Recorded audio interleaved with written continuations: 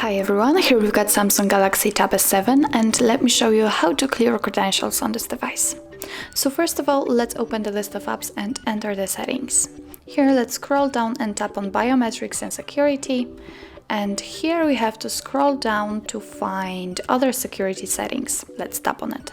And as you can see here, we've got the clear credentials option. So let's tap. Let's click on OK. If you've got a pattern or a PIN, then simply enter to confirm. So let me do this. And as you can see, the credential storage has been cleared successfully. So that's all. This is how to clear credentials in your Samsung Galaxy Tab S7.